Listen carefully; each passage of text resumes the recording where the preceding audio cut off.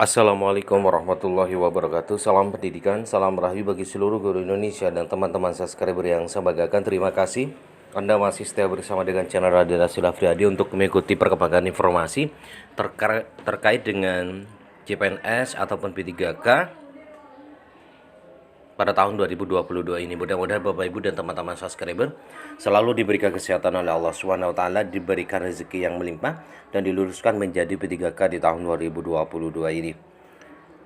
Bagi teman-teman yang baru saja menemukan channel Raden Asrul Afriadi, silakan di subscribe, like, dan komen. Jangan lupa aktifkan notifikasinya agar Bapak Ibu bisa mendapatkan notifikasi terbaru terkait dengan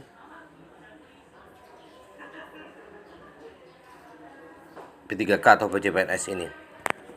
Baik Bapak Ibu dan teman-teman subscriber yang saya banggakan, kali ini admin akan menyampaikan sebuah informasi kasihan honorer, gaji di bawah UMR dan tak pasti diangkat PNS. Pemerintah telah sepakat untuk menghapus tenaga honorer di lingkungan pemerintahan mulai 2023 mendatang, sejalan dengan mandat yang tertuang dalam Peraturan Pemerintah PP 49/2018. Harus diakui bahwa tenaga honorer di Indonesia masih memiliki status yang tidak jelas, mulai dari penghasilan yang diterima setiap bulan hingga statusnya yang bukan PNS atau P3K. Saat ini tenaga honorer yang teridentifikasi di lingkungan pemerintah pusat maupun daerah, misalnya guru dan tenaga administrasi, namun penghasilan yang mereka terima tidak bisa disamakan seperti PNS atau P3K.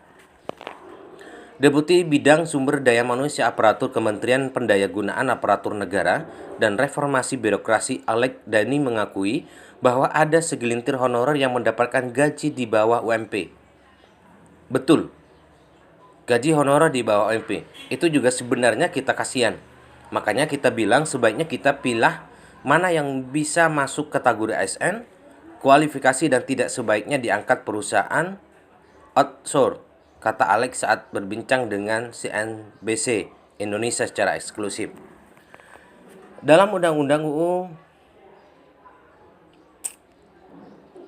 tentang aparatur sipil negara, memang hanya ada istilah PNS dan P3K. Jika PNS dan P3K mendapatkan kepastian, lain cerita honorer yang mendapatkan perlakuan berbeda dari sisi penghasilan. Bahkan, Alex mengatakan, hingga saat ini tidak ada pos anggaran yang secara spesifik di pemerintah pusat maupun daerah untuk membayar tenaga honorer. Biasanya pembayaran gaji honorer masuk dalam pos belanja barang. Karena tidak ada ofisial jadi nggak ada yang ngatur gajinya. Jadi kadang-kadang anggaran satu orang itu dibagi 3 daerah tegasnya.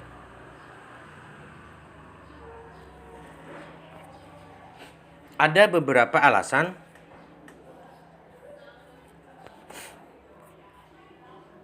Pemda masih doyan merekrut tenaga honorer.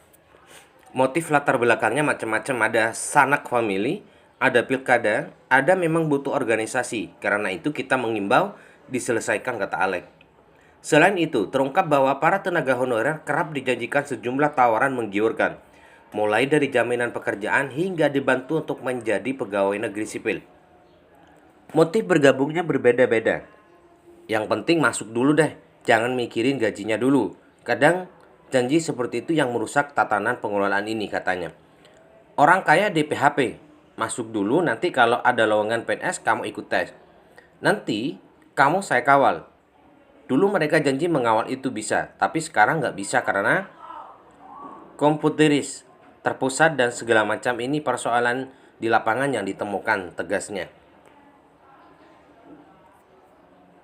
Larangan rekrutmen honorer sejatinya sudah ada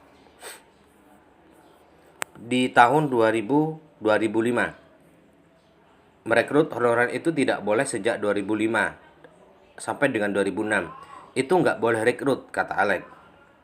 Alex mengemukakan, merujuk pada Undang-Undang Aparatur Sipil Negara, hanya ada 2 kategori ASN, yakni pegawai negeri sipil PNS dan pegawai pemerintah dengan perjanjian kerja.